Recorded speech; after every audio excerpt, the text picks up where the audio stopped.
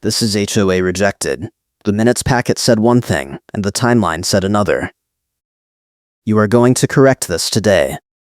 Brenda Kelly slammed her handheld stamp onto the invoice packet so hard the table shook.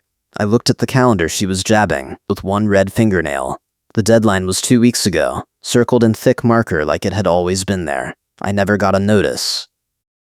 I work nights as a trade apprentice, learning HVAC systems while I finish my certification. Most days I am pulling myself out of bed at 4 in the afternoon, checking my mailbox in a fog, trying to keep my head above water. The Cypress Point Homeowners Association had been quiet for months. Then this. Brenda pointed at the invoice packet again, her voice rising. This is the second reminder, she said. You ignored the first one. I told her I never saw a first one. She clicked her pen 3 times and smiled. That is not my problem. The packet was for a gutter cleaning service I never requested. The total was $470, plus a $50 administrative fee, plus a $25 late payment surcharge. I asked her when the first notice went out. She said 3 weeks ago. I asked her to show me proof of delivery. She said the HOA is not required to provide tracking for courtesy notices. I said this was the first time I was hearing about any of it. She said the deadline passed before you received the notice, so now you owe late fees on top of the service charge. I told her I wanted to see the original notice. She opened a drawer and pulled out a printed copy with my address on it. No envelope, no postmark, no timestamp, just a printout. I asked her if she hand-delivered it. She said a vendor dropped it off. I asked her which vendor. She said that information is not available to residents. I asked her if there was any record of the drop-off. She clicked her pen again and said the vendor confirmed delivery in their system. I pulled out my phone and opened the doorbell camera app. I have a video log going back 6 weeks. I told her to show me the date and time of the drop-off so I could pull the footage. Her smile flattened. She said the vendor does not timestamp individual deliveries. I said that is convenient. She said, you think this is petty. I think this is my purpose. That line hit me harder than the invoice. I had heard it before. Not from her, but from another neighbor 3 years ago, right before he moved out. He had been fighting a lien threat over a landscaping fee he swore he never authorized. The HOA treasurer at the time was Brenda Kelly. Same job, same tactics. Same smug smile. He told me she backdated a notice and invented fees to meet some kind of monthly quota. I did not believe him. I thought he was exaggerating. Now I was standing in the same office, holding the same kind of packet, listening to the same excuse. I asked her if she remembered the Johnsons. She blinked. I said they lived on Linden Court, moved out in 2022 after a lien dispute. She said I do not discuss former residents. I said I bet you do not. She stood up and told me this meeting is over. You have until 5 p.m. today to submit payment, or the account goes to collections. I said 5 p.m. today is impossible. She said then you should have paid attention to the first notice. I walked out. My hands were shaking, not from fear, just pure rage that I was keeping locked in my chest. I got back to my truck and sat there for a minute, staring at the invoice packet. The gutter service line item had no vendor name, no date performed, no work order number. Just a dollar amount and a description. I flipped to the second page. There was a line for administrative processing, $50. I flipped to the third page. There was a late fee calculation that assumed I received the notice on the date it was printed, not the date it was delivered. I drove home and pulled up my doorbell footage. I went back 4 weeks. Nothing. I went back 6 weeks. Nothing. No one had come to my door with a notice. I checked my mailbox camera. Nothing. I checked my email. Nothing. I called the HOA management company and asked to speak to someone above Brenda. The receptionist said Brenda Kelly is the treasurer and handles all fee disputes. You will need to work with her directly. I said she is the one creating the dispute. The receptionist said I can leave a message for the property manager, but he is only in town today and his schedule is full.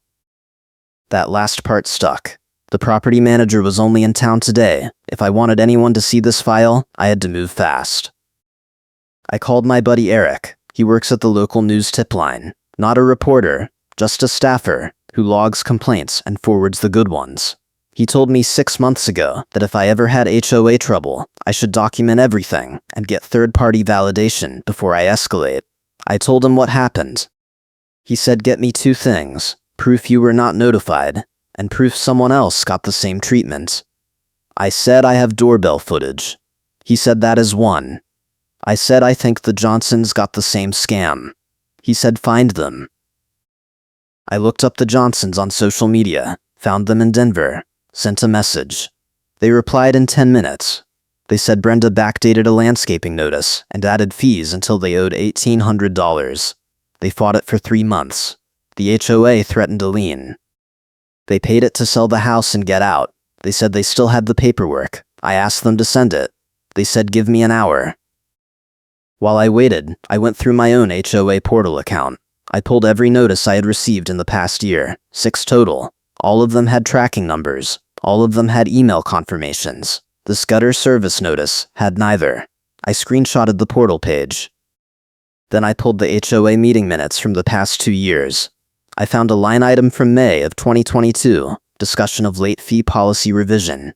The vote passed 4-1. Brenda was the sponsor. I kept digging. I found another line item from October 2022, vendor contract renewal for gutter cleaning services. The vendor name was redacted in the public minutes. I found a third line item from March 2023, discussion of administrative processing fees. The vote passed 3-2. Brenda was the sponsor again.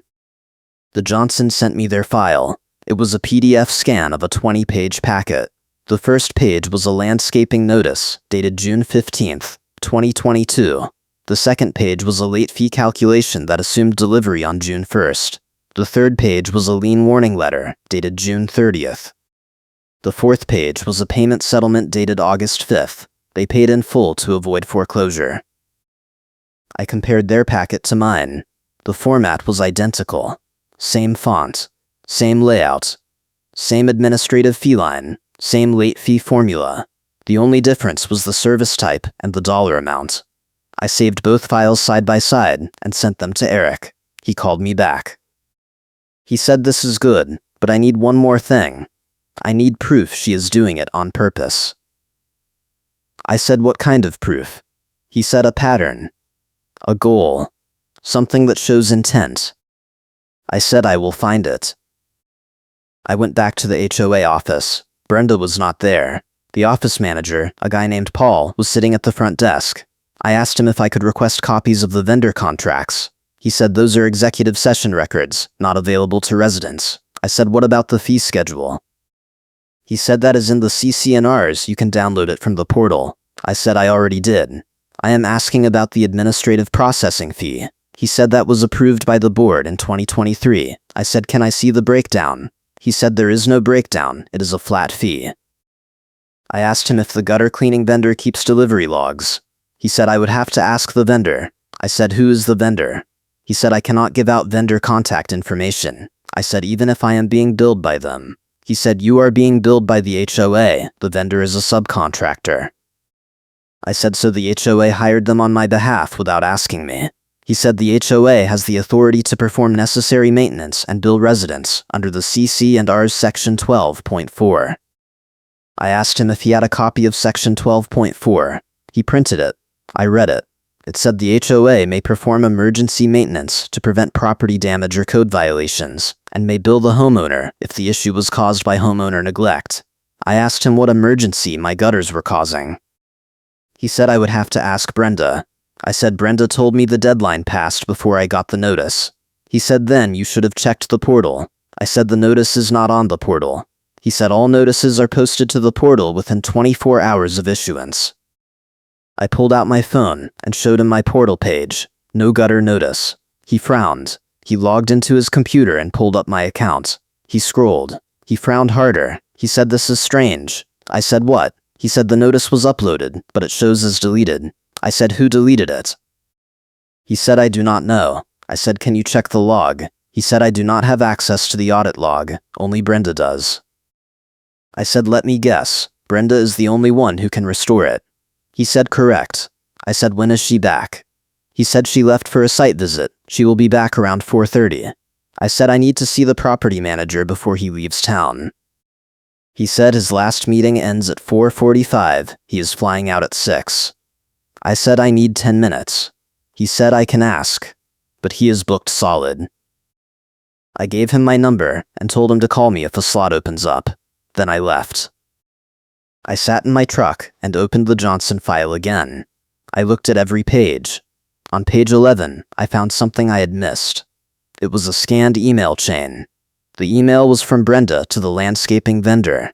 The subject line was redacted, but the body was visible. It said, "Please confirm service completion and submit invoice by end of month for processing." The vendor replied, "Confirmed. Invoice attached." The date stamp on Brenda's email was May 30th. The date stamp on the vendor reply was June 2nd. But the notice the Johnsons received was dated June 1st, and it claimed the service was completed on May 25th. The service happened after the notice was sent. I screenshotted it and sent it to Eric. He replied immediately. He said that is fraud. I said I know. He said you need to get this in front of someone with authority today. I said I am trying. He said if the property manager does not see you, go to the county. I said the county does not regulate HOAs. He said they regulate fraud. I called the Johnsons again. I asked them if they ever reported Brenda. They said no, they just wanted out. I asked them if they would be willing to submit a statement. They said we are in Denver, we cannot drive down today. I said can you send me a signed letter? They said yes, give us 30 minutes. While I waited, I went back to the portal and pulled the board roster. 5 members. Brenda was treasurer. The president was a guy named Tom Reichert. I looked him up. He lived 4 houses down from me. I drove over. Tom answered the door in a golf shirt and khakis. I introduced myself. He said, "I know who you are, Brenda called me an hour ago." I said, "What did she say?" He said, "You are refusing to pay a legitimate service fee." I said, "That is not true." I showed him my phone. I pulled up the doorbell footage timeline. I said, "No one delivered a notice to my house." He said, "The vendor confirmed delivery." I said, "Show me the confirmation." He said, "I do not have access to vendor records." I said, "Brenda does." He said, "Then take it up with Brenda." I asked him if he remembered the Johnsons. He said vaguely. I said they paid $1,800 to settle a lien threat over a landscaping fee they never authorized. He said that was before my time on the board. I said Brenda was treasurer then too. He said I do not know the details.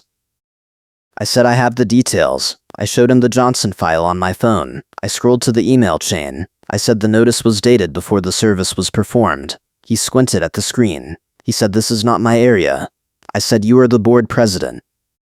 He said the treasurer handles billing disputes. That is her job. I said, "What happens if the treasurer is the one committing fraud?" He said, "That is a serious accusation." I said, "I have proof." He said, "Bring it to the next board meeting." I said, "The next meeting is in 3 weeks." He said, "Then you will have to wait." I said, "Brenda is threatening collections today." He said, "Then pay the fee and dispute it later." I said, "I am not paying for a service I did not authorize based on a notice I never received." He stepped back and put his hand on the door. He said, "I cannot help you." I said, "You are choosing not to help me." He said, "Go ahead and call whoever you want. I have a committee for that." Then he closed the door. I stood there for a second. That line, "I have a committee for that," was pure Brenda. She had coached him. She had told him exactly what to say. I pulled out my phone and recorded a voice memo.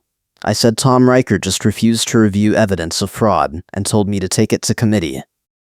Then I got back in my truck. Paul called me at 4:15. He said the property manager has 10 minutes at 4:50 if you can be here. I said I will be there. I spent the next 30 minutes organizing everything. I had the doorbell footage. I had the Johnson file. I had the email chain showing the service happened after the notice. I had the screenshots showing the portal upload and deletion. I had the 2 meeting minutes showing Brenda sponsored both the late fee policy and the administrative fee policy. I had the signed letter from the Johnsons, which they had just emailed me.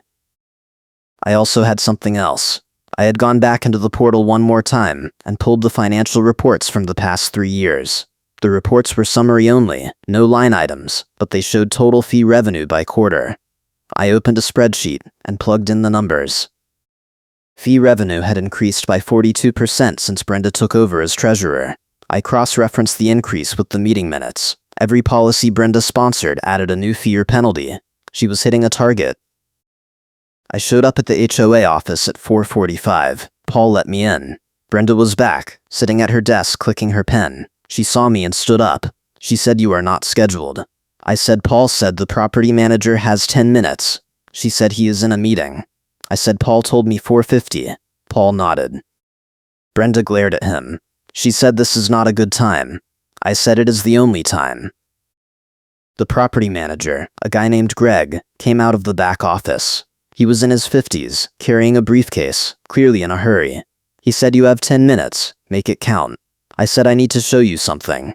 Brenda said, "This is a billing dispute. It does not require executive review." Greg said, "Let him talk." I opened my laptop. I pulled up the doorbell footage timeline. I said, "I was told a vendor delivered a notice 3 weeks ago." I scrubbed through the footage. I said, "No one came to my door." Greg watched. Brenda said, "The vendor does not always use the front door." I said, "I have a mailbox camera too." I pulled up the mailbox footage. I scrubbed through it. I said, "No one put anything in my mailbox." Brenda said the vendor may have used the portal. I pulled up my portal page. I said, "There is no notice on the portal." Greg looked at Paul. He said, "Is that true?" Paul said the notice was uploaded, and then deleted. Greg said, "Who deleted it?"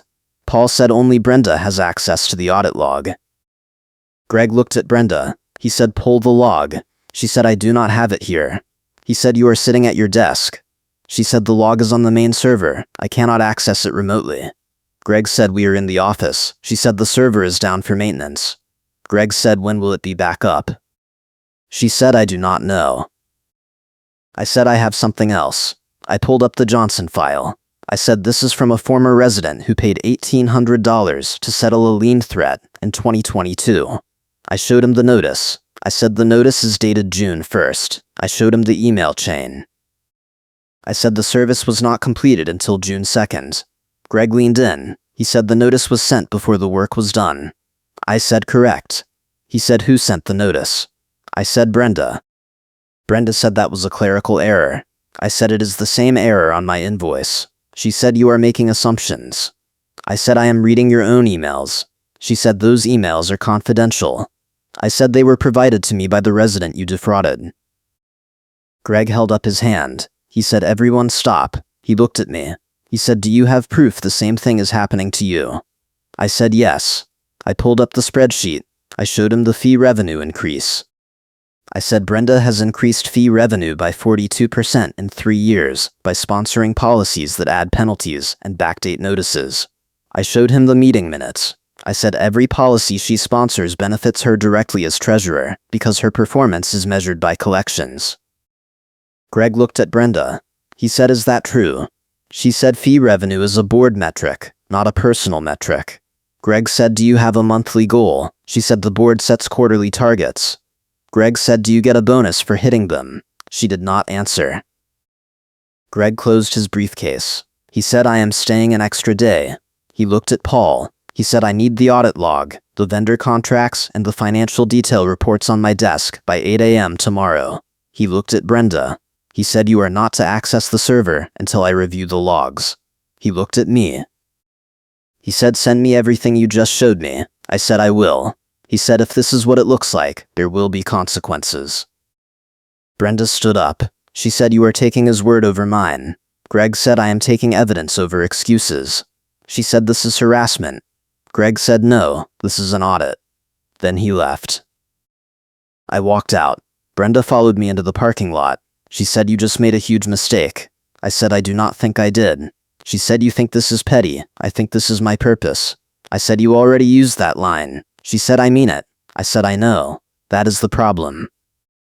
She pulled a flash drive out of her blazer pocket and held it up. She said, "I have records you will never see." I said, "Greg will see them." She said, "Greg does not know what to look for." I said, "I do." She said, "You do not have access."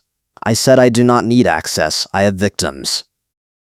She stepped closer. She said, "You are going to regret this." I said, "I already regret moving into a neighborhood where deadlines change depending on who is being targeted." She said, "The rules apply to everyone." I said, "Then why did you delete my portal notice?" She said, "I did not." I said, "The log will show you did." She said, "The log will show a system error." I said, we will see. I got in my truck and left. My hands were still shaking, but this time it was adrenaline. I spent the rest of the night organizing the file I was going to send Greg. I included the doorbell footage, the mailbox footage, the portal screenshots, the Johnson file, the email chain, the meeting minutes, the fee revenue spreadsheet, and the signed letter from the Johnsons. I also included a timeline document that laid out every step of Brenda's scheme. Sponsor a fee policy, issue a backdated notice, delete the portal upload, claim delivery, add late fees, threaten collections or liens, force payment. I sent it to Greg at 11 p.m. with a subject line that said HOA Treasurer Fraud Evidence. Greg replied at 6:30 a.m. He said, I have reviewed your file, and I am scheduling an emergency board meeting for tomorrow night. I want you there. I said I will be there. He said, bring your evidence. I said I already sent it. He said, bring hard copies. I said I will. I went to the print shop and made 3 copies of everything. I put them in binders. I labeled them Exhibit A, Exhibit B, Exhibit C. I felt like I was prepping for trial. The emergency meeting was at 7 p.m. in the clubhouse. I got there at 6:45. The parking lot was half full. I walked in. Brenda was already there, sitting at the board table, clicking her pen. She saw me and smiled. She said, I hope you are ready. I said, I am. She said, you have no idea what you are walking into. I said, I think I do. Greg arrived at 6:55. He set up a laptop at the head of the table. The other board members filed in. Tom Reichert sat next to Brenda. 2 other members I did not know sat across from them. Greg called the meeting to order at 7 p.m. sharp. He said, we are here to review a complaint filed by a resident regarding billing practices. He looked at me. He said, state your complaint. I stood up. I opened the first binder.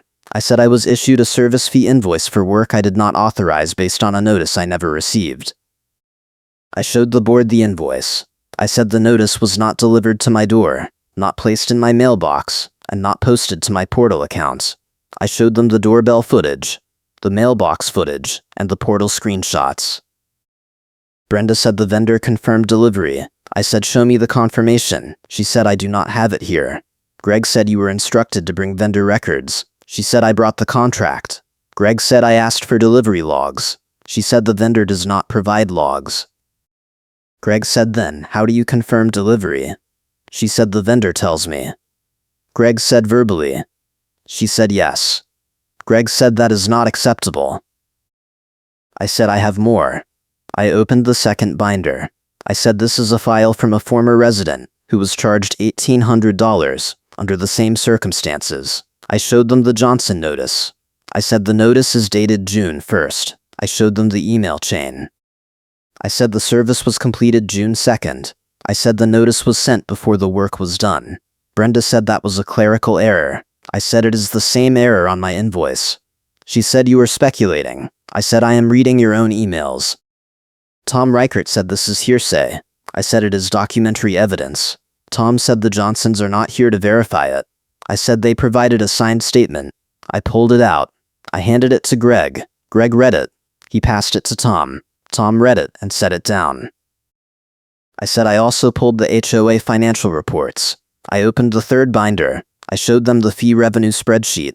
I said fee revenue has increased 42% since Brenda became treasurer. I showed them the meeting minutes. I said every policy Brenda sponsored adds a fee or penalty. I said she is meeting a quota. Brenda said there is no quota. Greg said, is there a quarterly target? Brenda did not answer. Greg said, I will take that as a yes. One of the other board members, a woman named Lisa, said, what are you saying? I said I am saying Brenda is backdating notices and deleting portal uploads to generate late fees and hit revenue targets. Lisa said that is a serious accusation. I said I have serious evidence. Greg said I reviewed the audit log this morning. He pulled up his laptop. He said there are 17 portal deletions in the past 18 months. All of them were performed by Brenda. All of them were fee notices. All of them were deleted within 48 hours of upload. He looked at Brenda. He said, explain that. She said sometimes notices have errors. Greg said 17 times. She said yes. Greg said show me one error. She said I do not have them anymore. They were deleted. Greg said that is the point. Tom said this is circumstantial. Greg said it is a pattern. Tom said you are making assumptions. Greg said I am reading the server log. He turned the laptop around. He said look for yourself. If you are enjoying this story, hit that like button and subscribe for more HOA Justice Tales, where the tables finally turn. Tom looked at the screen. He did not say anything. Lisa looked at the screen. She said, Brenda, why did you delete these? Brenda said they had errors. Lisa said, what kind of errors? Brenda said, formatting issues. Lisa said, formatting issues do not require deletion. Brenda said I was correcting them. Lisa said, where are the corrected versions? Brenda did not answer. Greg said I also reviewed the vendor contracts. He pulled out a folder. He said the gutter cleaning vendor contract was signed in March of 2023. The contract states the vendor will provide service only upon written request from the HOA. He looked at me. He said, did you request gutter cleaning? I said no. He looked at Brenda. He said, did the board authorize it? She said section 12.4 allows emergency maintenance. Greg said, was there an emergency? She said the gutters were clogged. Greg said, how do you know? She said the vendor inspected them. Greg said, when? She said, last month. Greg said, show me the inspection report. She said, I do not have it. Greg said, you authorized a $470 service without an inspection report. She said the vendor confirmed it was necessary. Greg said verbally. She said yes. Greg closed the folder. He said this is not how contracts work. He looked at the board. He said Brenda has been authorizing services without board approval, issuing backdated notices, deleting portal uploads, and adding late fees to meet revenue targets. He said that is fraud. Brenda stood up. She said, you are twisting this. Greg said, I am reading your own records. She said, I have a flash drive that proves my case. Greg said, hand it over. She said, it is confidential. Greg said, you are the treasurer. Nothing is confidential from the board. She said, I am not giving it to you. Greg said, then you are in breach of your fiduciary duty. Tom said, let us take a vote. Greg said, on what? Tom said, on whether to pursue this. Greg said, this is not a vote. This is a finding. Tom said, we need due process. Greg said, due process is what we are doing right now. Lisa said, I moved to suspend Brenda pending an external audit. The other board member, a guy named Mark, said I second. Greg said, all in favor. Lisa and Mark raised their hands. Tom did not. Greg said, motion carries. He looked at Brenda. He said, you are suspended effective immediately. Turn in your access credentials and the flash drive. She said no. Greg said, then I will call the police and report theft of HOA property. She said you would not. Greg said, try me. Brenda grabbed her purse and walked out. She slammed the door so hard the window rattled. Greg turned to me. He said, thank you for bringing this forward. I said, what happens now? He said, we hire a forensic accountant and review every fee Brenda issued in the past 3 years. If we find more victims, we contact them. If we find embezzlement, we report it to the county. I said, what about my invoice? He said, it is voided. I said, what about the Johnsons? He said, if they want to pursue restitution, we will cooperate. I left the meeting at 8:30. I sat in my truck for a minute, trying to process what had just happened. I had gone from being threatened with collections to watching the treasurer get suspended in less than 24 hours. It felt surreal. But I was not done. I still did not have the flash drive. Brenda had refused to hand it over, and I had a feeling it contained more than she wanted anyone to see. I called Eric. I told him what happened. He said, you need to get that flash drive. I said, how? He said, Greg said he would call the police. Did he? I said, I do not know. He said, follow up. I said, I will. I called Greg the next morning. He said, I spoke to the county sheriff last night. They are opening an investigation into HOA fraud and theft of association property. I said, is Brenda cooperating? He said, no. I said, what does that mean? He said, it means they are going to subpoena her records. I said, when? He said, within a few days. I asked him if I could access the server log directly. He said, no, but I can send you a redacted copy for your own records. I said, that works. He sent it an hour later. I opened it. 17 deletions, just like he said. I cross-referenced the dates with the financial reports. Every deletion corresponded with a spike in late fee revenue. I also noticed something else. 3 of the deletions happened on the same day, March 15th, 2023. I pulled the meeting minutes from March. There was a special session scheduled for March 16th. The agenda item was discussion of fee enforcement policy. The vote was postponed due to lack of quorum. I pulled the minutes from the next meeting in April. The same agenda item appeared. The vote passed 3-2. Brenda was the sponsor. I opened the financial report from March. Fee revenue spiked by $6,000. I opened the April report. Another spike, $8,000. I pulled the vendor contract Greg had mentioned. The gutter cleaning contract was signed March 20th, 5 days after the triple deletion. I called Eric again. I said I think Brenda deleted 3 notices on the same day to create late fee revenue, then used the revenue spike to justify a new policy. He said that is premeditation. I said I know. He said send me everything. I said I will. I also did something else. I went back to the Johnsons. I asked them if they remembered the exact date they were threatened with the lien. They said June 30th. I pulled the meeting minutes from June 2022. There was a line item, discussion of lien enforcement policy.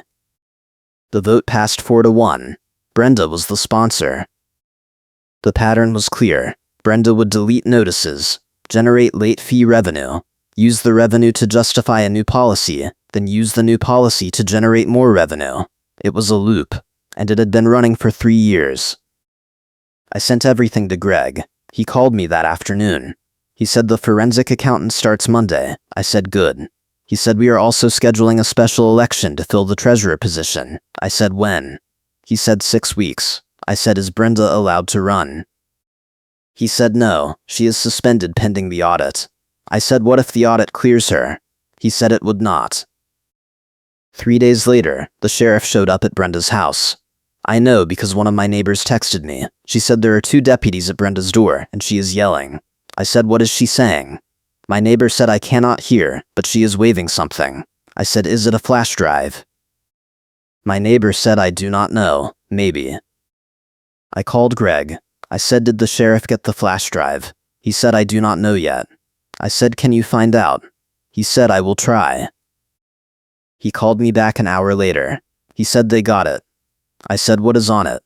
He said I do not know. It is evidence in an active investigation. I said can you ask?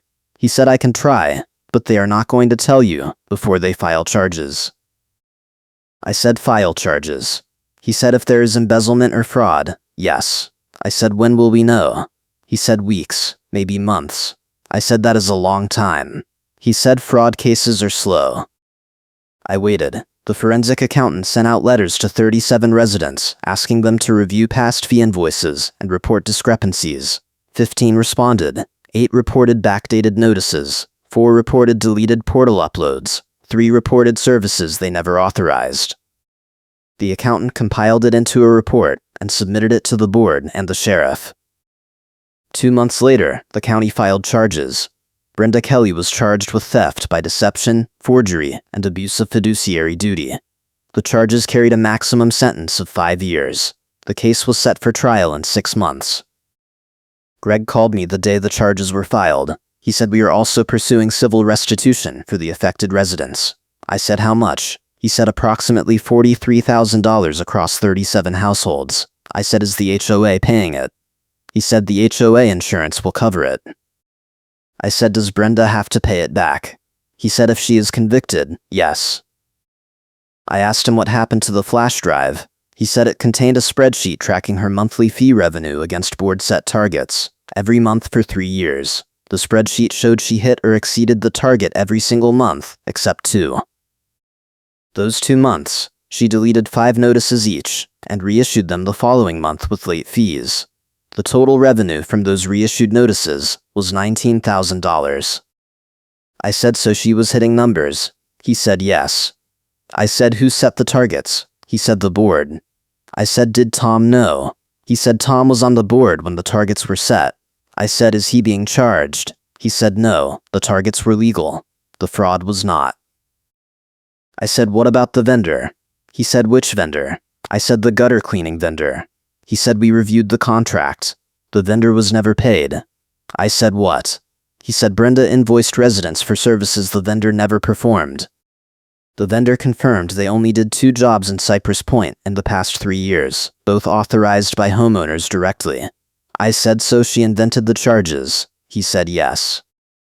I asked him what happens to the HOA. He said, we are implementing an updated enforcement policy that bans surprise inspections without written notice. We are also requiring board approval for all service contracts over $200. We are also requiring dual signatures on all fee invoices. I said, will that stop it? He said it will make it harder. I also asked him about Tom. I said, is he staying on the board? He said he resigned. I said, why? He said the insurance company flagged him as a liability because he refused to act on the complaint. I said, good. The trial happened 8 months later. I was called as a witness. I brought the binders. The prosecutor walked me through the evidence. Brenda's lawyer tried to argue that the deletions were system errors and the backdating was clerical mistakes. The prosecutor showed the jury the flash drive spreadsheet and the vendor contract. The jury deliberated for 4 hours. They found her guilty on all counts. The judge sentenced her to 2 years in prison, suspended to 18 months probation, and ordered her to pay full restitution plus court costs. The HOA insurance covered the restitution to the residents. Brenda had to repay the insurance company. The management company also issued a written apology to every affected resident and placed Brenda on a no-contact directive. She was banned from all HOA property and meetings. The HOA also canceled the vendor relationship tied to the abuse, even though the vendor was not complicit. I ran into one of my neighbors a few weeks after the sentencing. He said, did you hear what happened to Brenda at the courthouse? I said no. He said she showed up with a printed packet of appeal documents and a gust of wind blew them all over the parking lot. She was chasing them down the street while people watched. I said, that is karma. He said, I thought you would appreciate that. The Johnsons got their restitution check 6 weeks later. They sent me a thank you card. It said, we thought no one would ever listen. Thank you for reopening the case. I kept a copy of the server log and the flash drive report in a binder in my office. Every time I see it, I remember Brenda clicking her pen and telling me the deadline passed before I received the notice. I remember her saying, you think this is petty? I think this is my purpose. I remember her holding up the flash drive and refusing to hand it over. I remember the look on her face when Greg told her she was suspended. I also remember the moment I gave her a small thank you, because she just handed me leverage. She thought the flash drive would protect her. Instead, it was the evidence that convicted her. She thought she was untouchable because she controlled the records. But the records told the truth, and the truth was that she had been running a fraud scheme for 3 years, targeting residents who could not fight back, deleting evidence, and moving goalposts to hit her numbers. The neighborhood is quieter now. The new treasurer is a retired accountant who requires documentation for everything. The board meetings are boring, which is exactly what they should be. I still check my doorbell camera and my mailbox camera every day, just in case. I still keep the binders in my office, just in case.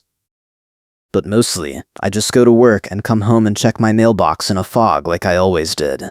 The difference is, now I know what to do if someone tries to tell me the deadline passed before I received the notice. I know how to pull the footage. I know how to pull the server log. I know how to find the victims. I know how to connect the clues. I know how to catch the culprit. And I know that no matter how hard someone clicks their pen, the evidence does not lie. A few months after the trial, I got a call from another resident in a different HOA across town. She said she heard what I did with Brenda Kelly, and she thinks her HOA treasurer is doing the same thing. I said, what makes you think that? She said I got a late fee notice for a service I never authorized, and the deadline was 2 weeks before the notice was dated. I said, pull your doorbell footage. She said, I do not have a doorbell camera. I said, get one. She said, I will. She called me back a week later. She said I installed a camera and I went back through my security system logs. No one came to my door. I said, pull your portal account. She said, I did. The notice is not there. I said, pull the server log. She said, how? I said, file a records request. She said, with who? I said, the management company. She said they said no. I said, file a formal complaint with the board and CC the county. She said, "Will that work?" I said it worked for me. I do not know if it will work for her, but I know this. Once you see the pattern, you cannot unsee it. And once you know how to fight it, you have a responsibility to help the next person who is being targeted. I thought about Brenda a lot in the months after the trial. I wondered if she understood what she had done. I wondered if she thought the flash drive would protect her, or if she knew it was evidence and kept it anyway because she thought no one would ever ask for it. I wondered if she regretted deleting those portal uploads, or if she thought she was smarter than everyone else and would never get caught. Mostly, I wondered if she ever thought about the people she hurt, the Johnsons, who paid $1,800 and moved to Denver to escape her, the 15 residents who reported backdated notices, the 8 who reported deleted uploads, the 3 who paid for services that never happened, the 37 households who had to review years of invoices and relive the stress of being targeted by someone who was supposed to be protecting their investment. I do not think she did. I think she saw them as numbers on a spreadsheet. I think she saw the flash drive as proof of her success, not proof of her fraud. I think she clicked her pen and smiled and told herself she was doing her job, even when her job was destroying people's lives. But the evidence did not care what she told herself. The server log did not care. The vendor contracts did not care. The jury did not care. The judge did not care. And neither did I. I kept the binders. I kept the flash drive report. I kept the signed letter from the Johnsons. I kept the screenshots, and the footage, and the meeting minutes. I kept all of it, because I know how easy it is to forget. I know how easy it is to think it was not that bad. I know how easy it is to let someone get away with it because you are tired and you just want to move on.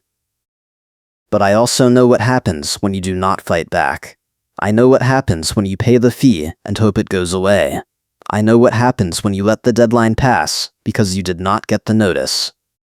I know what happens when you let someone delete the portal upload and tell you it was a system error. You lose. And they win. And they do it again to the next person. So I kept the binders, and I answer the phone when someone calls and says I think my HOA treasurer is doing the same thing, and I tell them how to pull the footage, how to pull the server log, how to file the complaint, how to connect the clues, how to catch the culprit.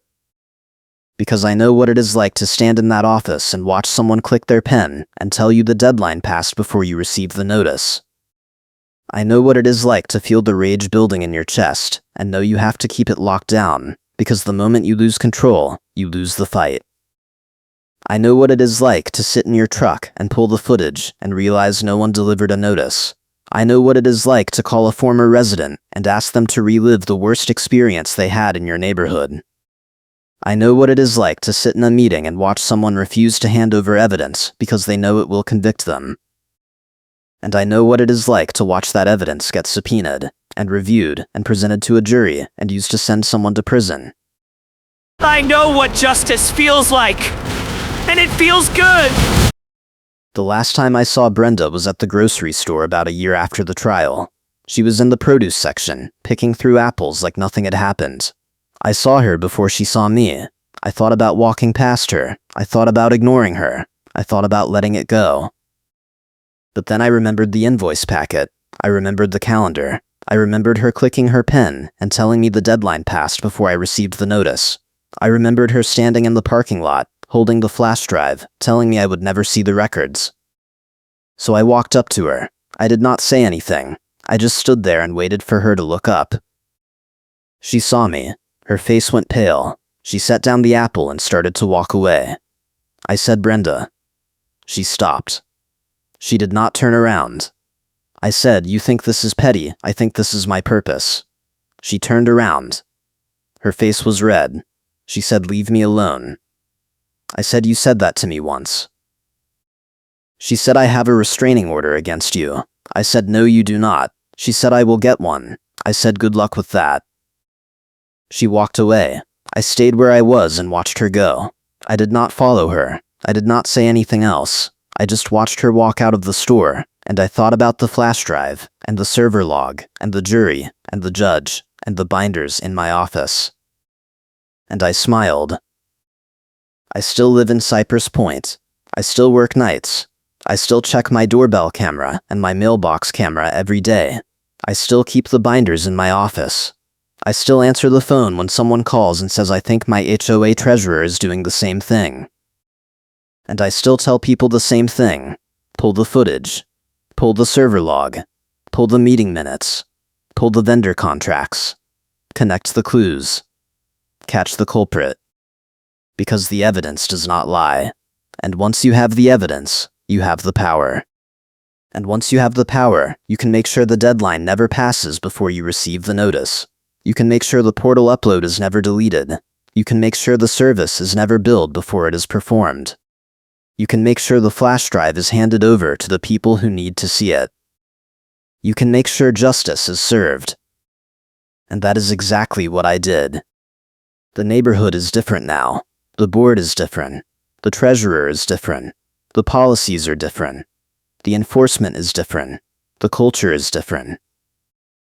But the evidence is still the same, and the truth is still the same, and the binders are still in my office. And I am still here. Because I know what happens when you do not fight back. I know what happens when you let the deadline pass. I know what happens when you let someone click their pen and tell you it is your fault. And I know what happens when you stand up and say no. I know what happens when you pull the footage and the server log and the meeting minutes and the vendor contracts. I know what happens when you connect the clues and catch the culprit. You win. And they lose. And the next person who gets a backdated notice has a roadmap. That is what I gave them. A roadmap. A process. A set of tools. A way to fight back. And that is what I will keep giving them, every time someone calls and says I think my HOA treasurer is doing the same thing. Because I know what it is like to stand in that office and feel the rage building and know you have to keep it locked down. I know what it is like to sit in your truck and wonder if anyone will believe you. I know what it is like to pull the footage and realize you were right all along. And I know what it is like to watch the evidence do its job. So I keep the binders, and I answer the phone, and I tell people how to pull the footage. Because the evidence does not lie. And justice is not petty. It is purpose. The Johnsons came back to Fort Collins a year and a half after the trial. They did not move back to Cypress Point, but they stopped by to see me. We sat on my porch and drank coffee and talked about everything that had happened. They said they never thought anyone would believe them. They said they thought they were the only ones. They said they thought Brenda would get away with it forever. I told them they were not the only ones. I told them 15 other residents reported the same thing. I told them the flash drive had a spreadsheet tracking her revenue for 3 years. I told them the jury took 4 hours to convict her. I told them she got 18 months probation and had to pay full restitution. They said thank you. I said you already thanked me. They said we mean it. I said I know. We sat there for a while, not saying anything. Then they left. I watched them drive away and thought about the invoice packet and the calendar and the pen clicking and the flash drive and the server log and the jury and the judge and the binders. And I thought about the next person who's going to get a backdated notice. And I thought about the call I am going to get. And I thought about the roadmap I am going to give them. And I smiled. Because the evidence does not lie. And once you know how to fight, you never stop. Until next time, stay safe.